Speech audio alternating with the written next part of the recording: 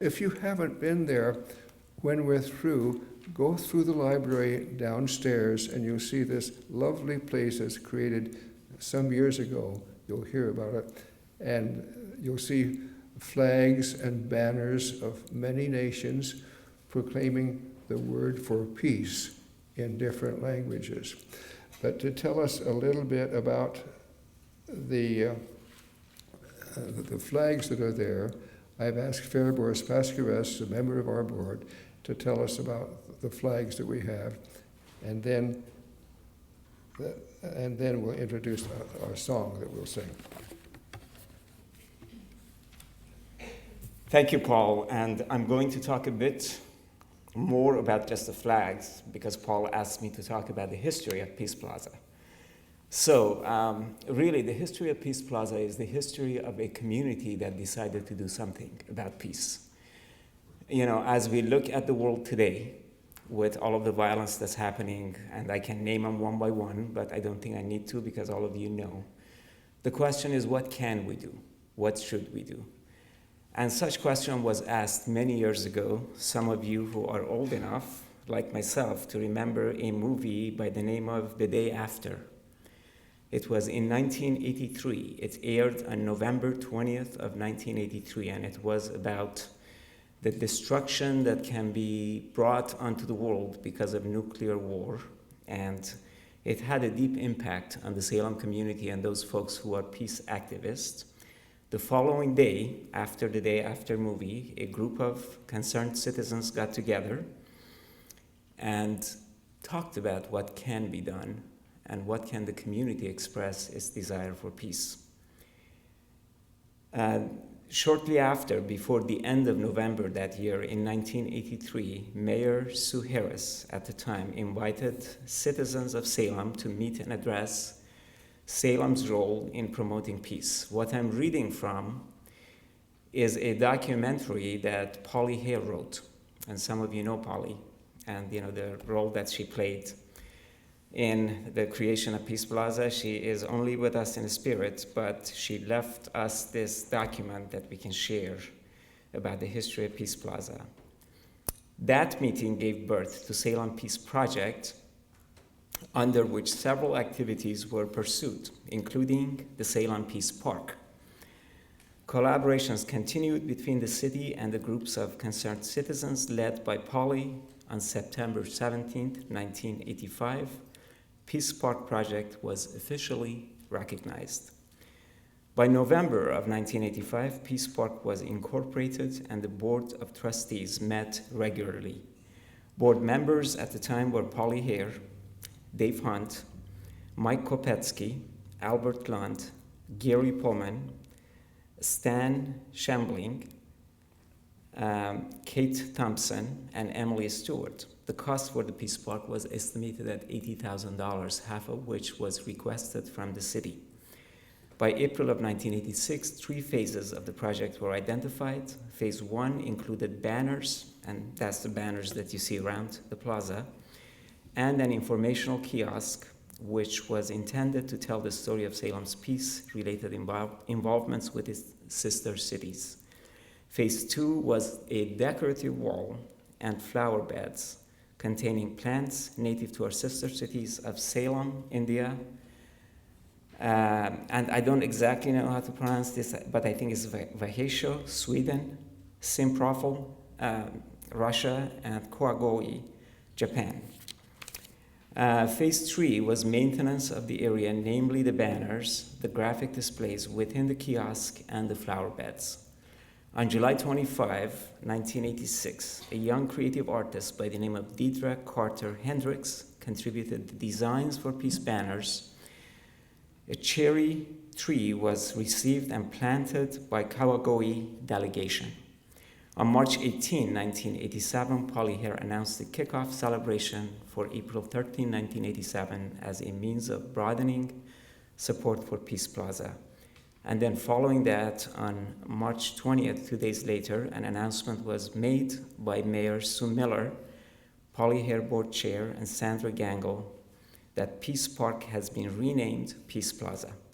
Celebration followed with Senator Mark Hatfield as a guest speaker, Board members at the time were Polly Hare, Judith Bowen, Stan Foster, Sandra Gangle, Dave Hunt, Mike Kopetsky, Al Lund, Stan Schembling, Jack Sheehy, Ed Stillings, Mike Swaim, Kathy Taylor, and Marshall Weber. Many of you know these folks, great contributor to peace in the Salem community. Some of them are not with us any longer.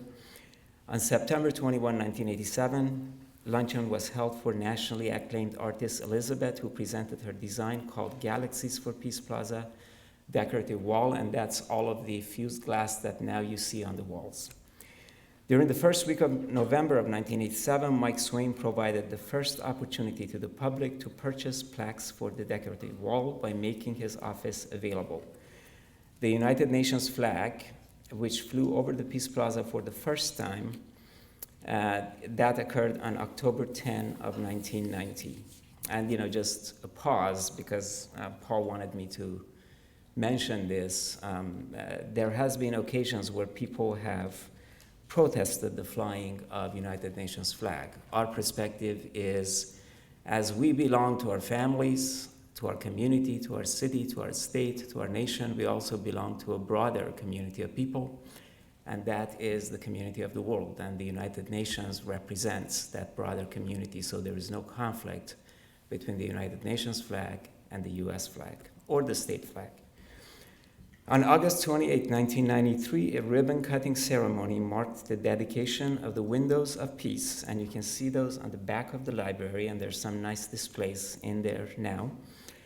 The windows were financed, by the way, the kiosk never materialized because of some logistical and legal issues, and instead we decided on the windows. The cost of the windows were $15,000 that were financed by a grant from the Freedom Forum, formerly the Gannett Foundation. In February of 2006, Salem City Council rejected the proposal to rename the Peace Plaza Liberty Plaza or Freedom Plaza. And this is some of the stuff that happened after 9/11. And again, a group of people were offended that we were promoting peace and wanted to rename the place, tear it down, and build a Freedom Plaza. The city council rejected that. Also, a proposal to discontinue flying the UN flag was rejected by the city council. Now, the banners. Each of the 5 banners celebrating Salem's sister cities interprets a part of the following Chinese proverb. If there is compassion in the heart, there will be love in the home. And these are like each one of those banners. If there is love in the home, there will be wholeness in the community. If there is wholeness in the community, there will be harmony in the nation.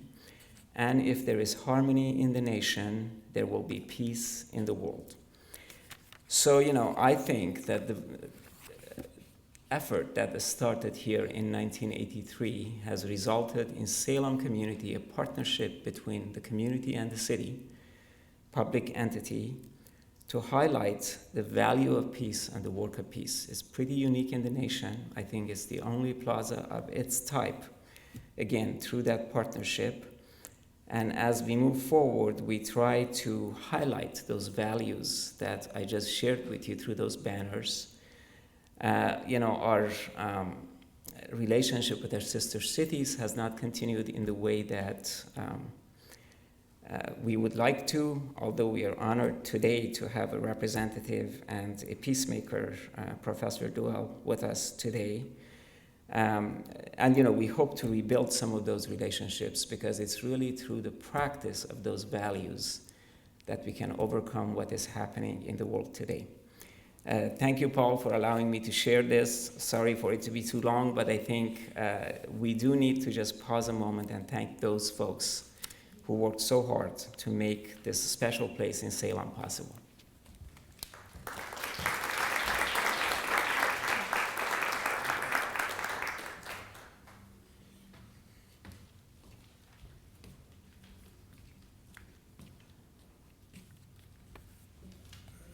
Boris Pascarest has been a leader in our community in speaking up for peace in many ways, and he'll make an announcement a little later about an event in October that he's helping with.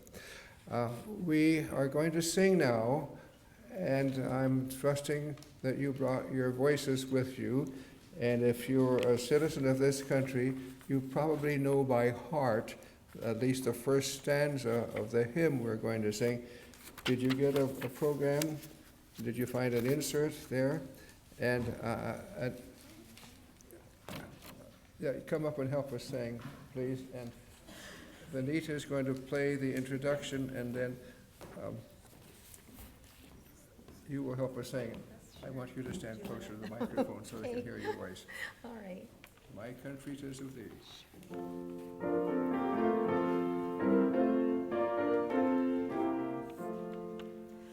My country 'tis of thee, sweet land of liberty, of thee I sing. Land where my fathers died, land of the Pilgrim's pride, from every mountainside let freedom ring. Not for this land alone, but God's vast mercies flow from shore to shore. May every nation see that all should brothers be, and form one family, the wide world o'er. Thank you, Janet. Before the main speaker today, I want to share a little bit about my own experience and probably what brings me to be a part of this community and the Salem Peace Plaza Board. It was almost 70 years ago. Well, 70 years ago, I was graduating from high school, and most everyone who was getting out of high school, at least all the men, were drafted into the Army or the Navy or the Air Force because there was a terrible war going on. Two terrible wars, one in Europe and one in Asia, in the Pacific. And we were taught, I'm sorry, we were taught that we should hate the Germans. We were taught that we should hate the Japanese. And we did as we were taught, most of us. A few resisted, but most of us joined in that effort, the terrible effort. And my life was changed by something that happened on August 6th, 1945, 69 years ago. As you know, that was the day of the destruction of the city of Hiroshima in Japan. Terrible, terrible destruction. 3 days later, the city of Nagasaki was destroyed. And a few days later, the war ended. And some of us thought, we can't go on with this kind of hostility between the nations. We need to find some way of building bridges between our countries. And I think, of course, the United Nations was one of those efforts that was made, founded in 1946. I changed my major from working as an engineer to build machines and bridges and airplanes and so on, which sounded very exciting to me as a young person. But I realized we did not need more airplanes and weapons. We needed ways to build bridges between people. And that changed my life plans. I don't know how often there has been an observance of the day of Hiroshima in Salem, but I know that I came to one at Willamette University, August 6th, 1985, the 40th anniversary. Some of you may have been there at that time. And almost every year since then, there's been an observance. We have often had it at the Peace Plaza, and that's why our board decided to have this meeting today. Couldn't do it on August 6th, we came to September 6th. And we're so glad that each of you are here today. I'm very glad that there are people who were not born in the United States that are at this event. And I'd like to ask to find out, first of all, how many of you were born in the United States? Good many. How many had ancestors who were here before the United States was created? Yes. And how many of you have ever lived in Japan? A lot of folks. Good. We're celebrating Japan and USA today, and to help with that, we found a Japanese song that if you were a child in Japan, you might have learned that.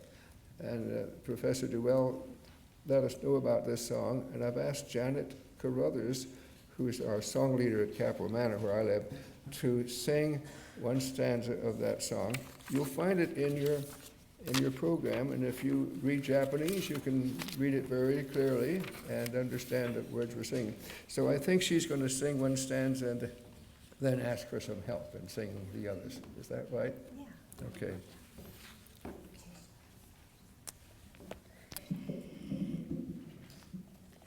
Well, I don't have a piano accompanist because I didn't realize that we would be indoors. So anyway, bear with me. We're going to do this a cappella.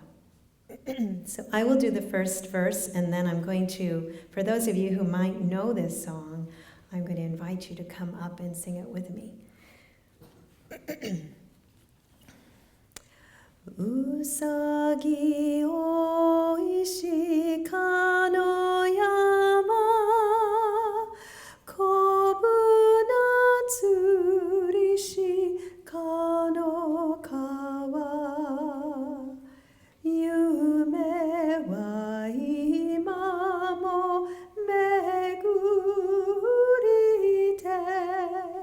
wasure gataki urusato. Does that sound familiar to some of you? I heard a few humming. So if you know this song, if you'd be brave enough to come up here and sing with me, that would be great. I think probably any Japanese person that would know this. Okay. Can I get a few native-born Japanese people? I'm sure that some of you know this. Probably you all know it.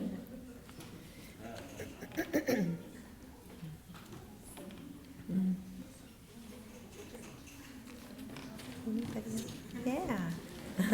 Come on down. Hey.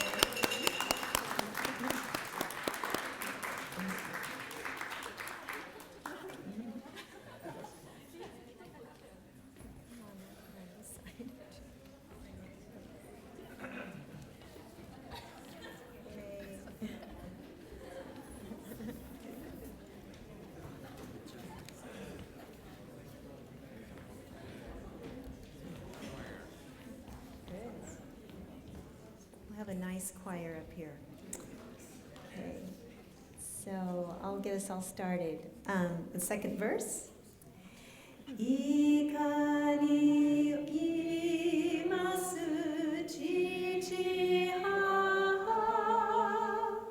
tsutsuga ya tomogaki, ame ni kaze ni tsukete mo,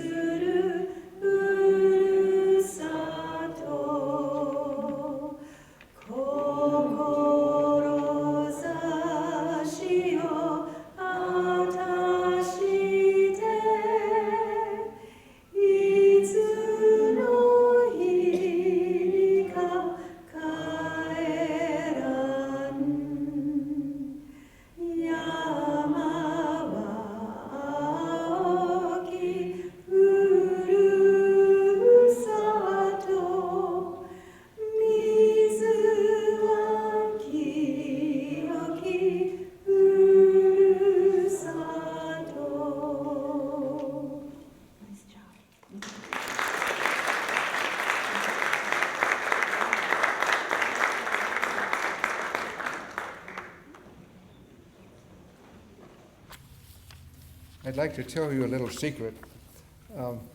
You may know that many of these young people are from Tokyo International University. Is that right? Yes? Okay.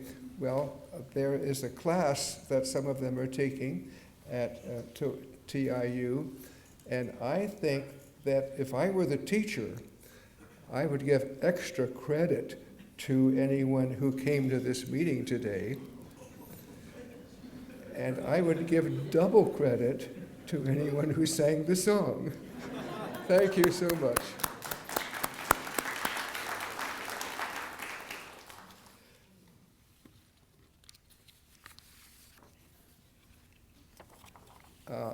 I have the privilege of introducing a person that I've heard of quite a bit in the last 4 or 5 months since we conceived the project of having this story, when we heard that he was going to be here in the United States. The story is that there's a graduation, the alumni gathering at Willamette University next week, and this student graduated 40 years ago, and he's come back for a party. I think that's the reason. I think it has something to do with family who is here with him. His mother, his stepfather, his brothers and nieces, his daughter. Good reason for being here. Professor Barry Duell grew up in Salem, graduated in North Salem High School, went to Willamette, a couple of years, I think, at Harvey Mudd College in California for special studies, and back here to finish at Willamette, must have been in 1974. He has lived in Japan most of his life. Since then, he married a scholar, Musako Osama Duell, and she tragically died in 2001, and she is memorialized on our Peace Plaza wall. Down behind the building is our Peace Plaza. There's a wall with memorial plaques for various people quoting world leaders or remembering loved ones. It's worth spending some time there. And if you don't want to melt today, you can spend 5 minutes there, come back another time and look at it. He is the father of a son, Ken, and a daughter, Amy, who is here today. A professor of comparative anthropology at Tokyo International University. He has been active on the Japanese end of the Salem-Kawagoe Sister City connection. Now, I'd just like to share that one of our board members, Arthur Berman, has been a part of the Salem end of that committee, so he will be saying something at the end of the address today.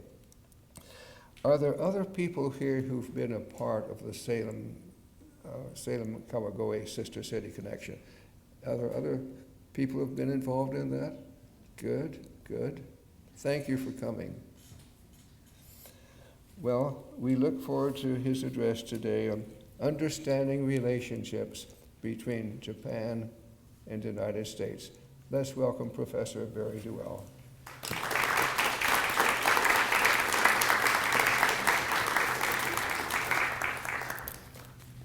Thank you so much for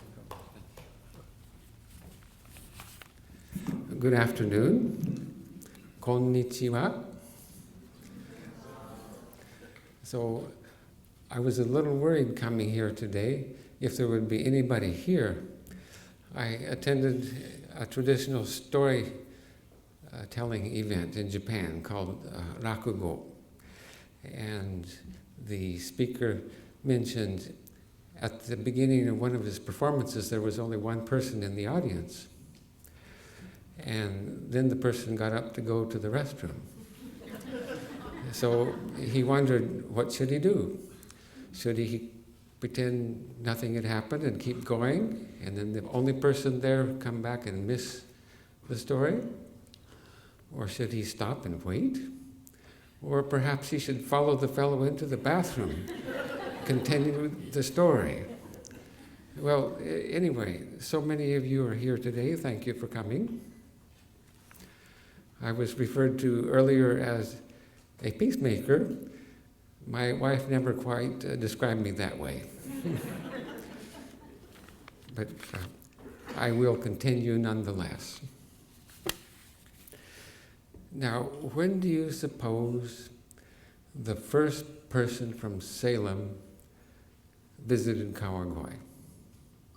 Any guesses? It was in 1882. The only problem is it wasn't Salem, Oregon. It was Edward Sylvester Morse from Salem, Massachusetts, other side of the country. And he left bits and pieces of records of Kawagoe and two of his books, which were published sometime after his time in Japan, from around 1877 to 1883. He made 3 visits. Japan Day by Day, and Japanese homes and their descriptions. Now, on the other side of the ocean, when do you suppose the first connection Salem had with a Japanese person? Well, the earliest I've been able to find is in 1834. Now, it's a little bit of a stretch, but Cyrus Shepard, who had come across the U.S. with Jason Lee on the way to Salem, and they later created Willamette University, what became Willamette University, as you know. He was ill and spent a year at Fort Vancouver and as a school teacher. And at Fort Vancouver, there were 3 Japanese castaways. They'd been cast ashore in what is now Washington at that time. And there was also Ronald McDonald, whom I think you know about. But these 3 young Japanese were in Cyrus Shepard's classroom, and they learned English from him. So he later came to Salem and continued with the effort of creating a school. And the Pioneer Cemetery contains a number of old Japanese graves. I did some studying of that some time ago. Leading up to that, in 1880, and no, I wasn't born yet, 1981, I brought a group of Japanese housewives to Salem, 7 in all. My mother on this side of the ocean had set up host families for them. This continued until the later 1990s, at which time we stopped. But during that time, about 200 people we brought from Kawagoe to Salem for having homestays here, discovering Salem.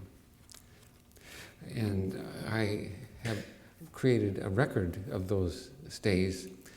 These are in the Hugh Morrow collection, just on the other side of the building, if you would like to take a look at those. Japanese discovery of Salem, Oregon. The 1981 visit is not in here, nor is the 1985 visit, but the others are.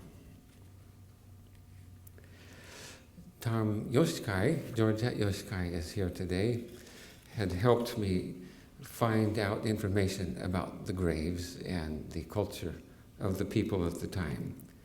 The oldest grave that I found was from 1895. So a young woman who was born near Mount Fuji.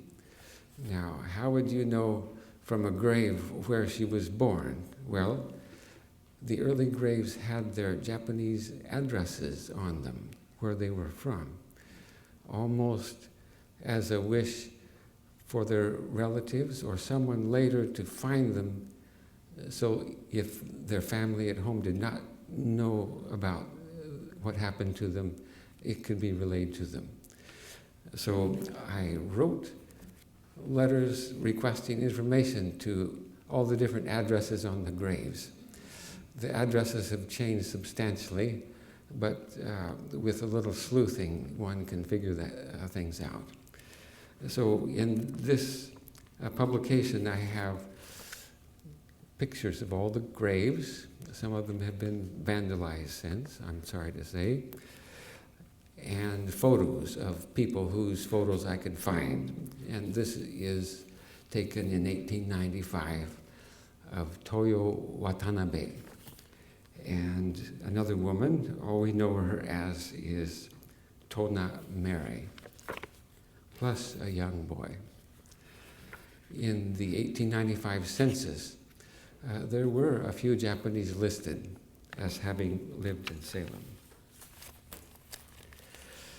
Now, 40 years is a long time and a lot has happened. The connection with Salem, between Kawagoe and this Salem, not the other Salem. In 1965, the International College of Commerce, College in Commerce, was started in Kawagoe, and it became Willamette's first overseas sister school. The name was later changed to Tokyo International University, which you know it as today. That year, President Taizo Kaneko brought a group of faculty and students to Willamette University during the summer break. These were all freshmen, mind you, because the students had just entered 3 months before, in April, when the school year begins in Japan. And Willamette University set up weekend homestays. So the Duell family was one of the host families. This was the first time that I had ever met a native Japanese. Well, there were two actually, two native Japanese to meet. They were among the first graduates nearly 50 years ago. The 50th anniversary will be next year, actually. That was the first exchange between the two cities. It wasn't a city-city exchange yet, it was university exchange.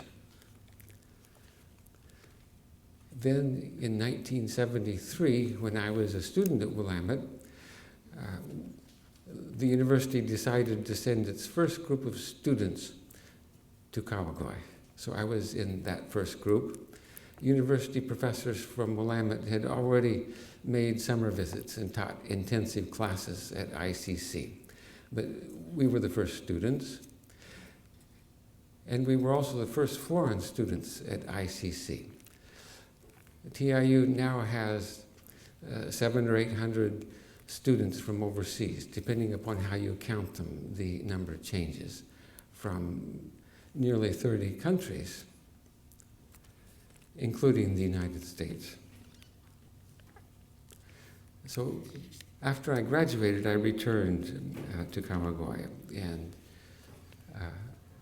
married a Kawagoe woman in 1975. So after the 1981 homestay experience, the housewives coming here, a petition was started on the Salem side among Salem families who thought the exchange should be expanded beyond the university level to the city level as well. And a similar petition was started in Kawagoe. That's when I learned about politics and trying to get something done, and that's why it took 5 more years to get a sister city, because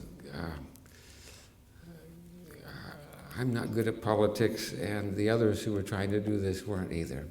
But anyway, we have a sister city now, and various exchanges are occurring.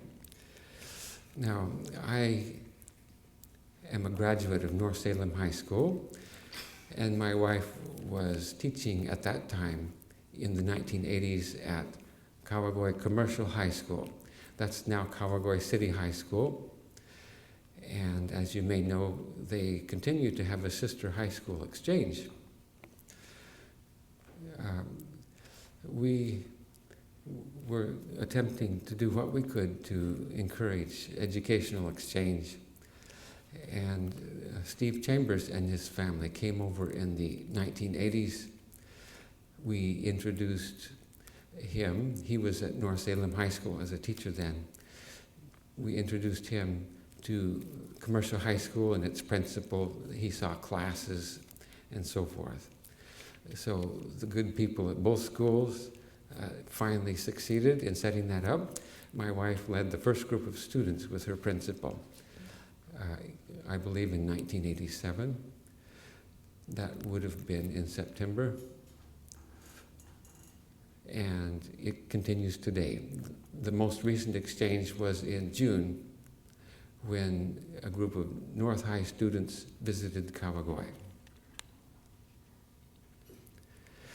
Now, why did I go to Japan in the first place? In 1973, there weren't very many Willamette students interested in Asia. If they looked overseas at all, it was towards Europe. And I was looking the other way. Well, my dad had been drafted, just like Paul LaRue was talking about earlier, into the Army and was in the South Pacific, where he met many Japanese people in an adverse situation. And after the war, he was part of the Army of Occupation in Okayama and Kumamoto prefectures. And when he returned home, the dads around us in the neighborhood, they were all on the GI Bill too, starting families and going to school. The other dads were all telling war stories, and we little boys, we just couldn't get enough of that. But my dad would never tell us a war story. And I thought, what a crummy dad. But as I grew up, my perception changed. One of the curious things was high up on the bookshelves, so I and my three brothers could never reach them, were little tiny objects from Japan. My dad didn't know what they were, and certainly I didn't either. But curious things. One of them was a red, roundish doll made from paper mache that had gotten busted in its trip across the Pacific by sea mail, and you could see newspaper underneath. It didn't have ABCs on it, but the strangest writing that I wondered, who would ever create that way of communicating? And I thought, when I get older, I want to learn that. That surely must be the world's most difficult language. Well, any language is learned by the people who live it, so I don't know how you measure what's the most difficult language. But in any case, when I went to college down at Harvey Mudd, it didn't offer it, but Claremont Graduate School had it, and I took a year. After a year, I went into the university library and I found a first grader's book, textbook. And I thought, here I am, I'm a brilliant college student. I can handle anything. And I opened the book and I couldn't read it. And I thought, well, maybe there's more to this, and maybe I'm not quite as smart as I thought I was. And that really frustrated me. After 1 year, this language class was every day. We learned Japanese daily. But then it was later when I went to Japan in 1973 that I could use it firsthand. And the words started coming back. And I could communicate. And I thought, well, this is something, this is fun, and this is a part of the world I never learned about in school. It seems like when I was in school, the part about Asia was always in the back of the book, and sometimes we didn't get to the back of the book by the end of the year. I must stop now, because Paul LaRue said, 15 minutes, and you're going to lose your audience. So I'm finished, and I'm going to accept a question or two, if there are any. I'm finished, but you're not. Yes. Do you have any questions or comments or things you'd like to add? Yes, sir. What was the most surprising thing for you when you went to Japan first? Can you repeat the question? What was the most surprising thing to me when I went to Japan? As soon as I got off the plane, I was instantly a minority. I'd never been a minority before. That is what was most surprising to me. And any other comments or additions or? Yes, sir. Yes, Paul. Yes. Could you say a few words in Japanese? Yes. To the students that are here. Yes. They might appreciate that, and I would not. Could I say a few words in Japanese? さあ、どうしましょうか。今ちょっと考えないといけませんので、何を言いましょうか。じゃあ、自己紹介で一番よろしいでしょうか。はい、私の名前がベリー・ドウェルでございます。もう40年ほど川越で住んでおります。ぜひいつか川越へいらしてください。ありがとうございました。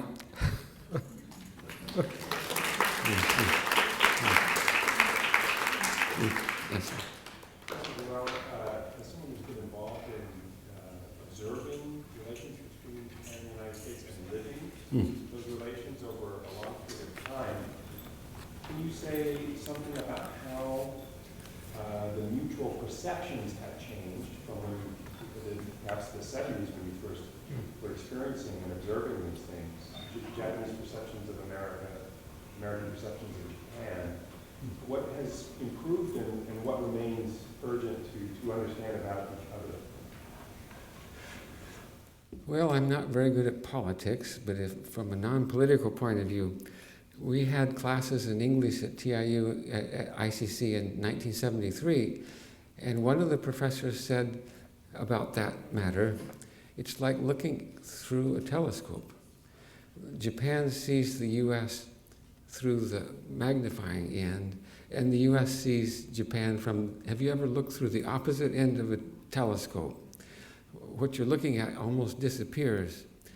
He said that's the perception of each other between the U.S. and Japan, and it hasn't changed that much today, I don't believe. And another thing he said, when the U.S. sneezes, Japan catches a cold. And that hasn't changed much either. But the U.S. does not, most people in the U.S. do not realize that this is true of not only between the U.S. and Japan, but between the U.S. and the rest of the world. That what the U.S. does affects the rest of the world often without, so I shouldn't continue. I'm not very good at politics, and I should stop there. Yeah, but thank you for your question, yes. Shall we finish then? Thank you for your attention, yes.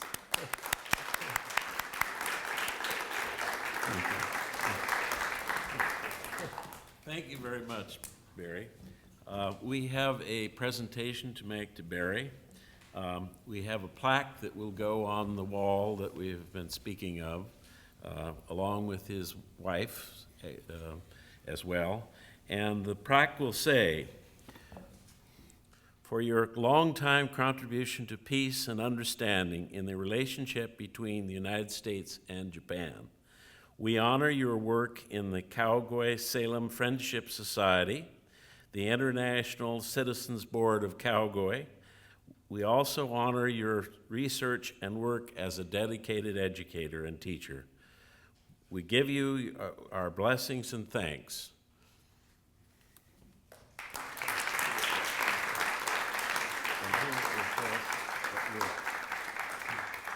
It will have to put it up on the wall, so he's only taking the plaque temporarily. Thank you.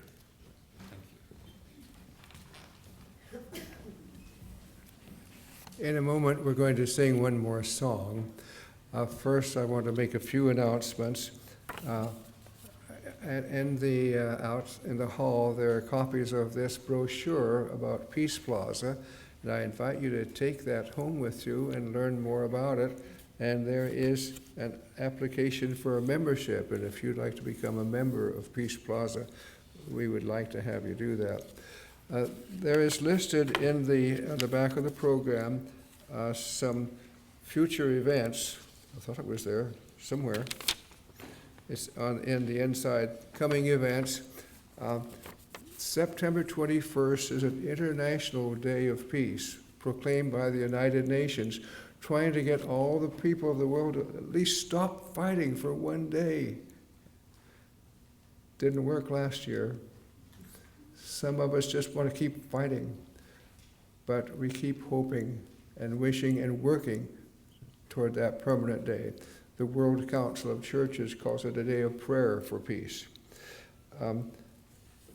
We have a group in Salem, this Fellowship of Reconciliation, going to be talking about the influence of Gandhi in our time. And I would like to have Fairbourse Pascares say a little about the Salem Peace Lecture that is coming in October. Can you hear him down there if he speaks?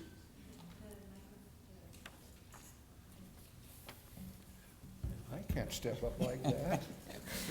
Thank you, Paul. Along with Salem Peace Plaza, one of the responsibilities of the board of directors is to conduct a annual peace lecture. We have been doing that for 25 years, so this is our 25th anniversary. And this year, the event is on October 15th, and it will be at Willamette University in Hudson Hall. And the topic would be Waging Peace, Global Adventures of a Lifelong Nonviolent Activist. And the speaker would be David Hartsoe. He's the co-founder of the Nonviolent Peace Force, author and inspiring lifelong nonviolent activist, author of several books, and it would be great to have him here. And those of you who can come, I encourage you and invite you to join us. Thank you. Thank you, Fairbourse. It also says that for a detailed calendar of peace and environmental concerns, see this website, the Salem Area Peace Network. Mr. Pritam Rohila is here. Would you just stand, Pritam, so they can see you? He is maintaining this calendar so all of us can find out about various activities that are going on. Thank you for being here, Pritam. And one more person I'd like to introduce. I tried to get him to do the speech today, but I got to him too late. I live at the Capitol Manor Retirement Center, and I discovered that one of the singers in our singing group that Janet Carruthers leads is Ralph Jackson. And I twisted his arm to come and help us sing this afternoon. And he said, well, he was on the Salem Kawagoe committee for several years, and he's been to Japan several years. Yes, he's met very well. Glad you could come, Ralph. Thank you. And you come to Capitol Manor in December and you'll hear him sing bass in our wonderful choir. And our wonderful choir is led by Janet Carruthers, who's now going to lead us in the singing of our closing hymn, A Song of Peace. I think we need to have Ralph come up. Shall we have Ralph come up and help? What? Shall we have Ralph come up? Ralph, come up and help. You and I, you sing the bass, I'll sing the tenor, and she'll sing the soprano, and Vanita will play the whole thing on the piano. There we go.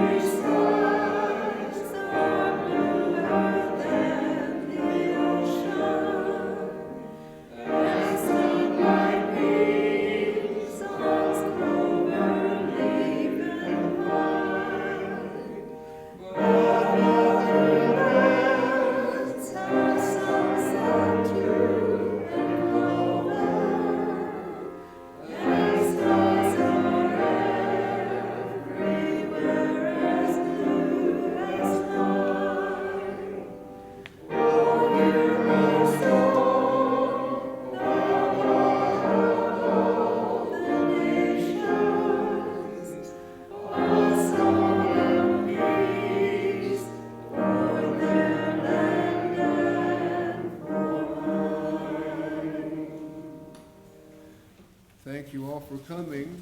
We're going to be closed by the taiko drummers. I think are going to play another piece for us. And take time to visit. If you can find someone you've never met before, this is a wonderful time to spread the connections between Japan and the United States and each other.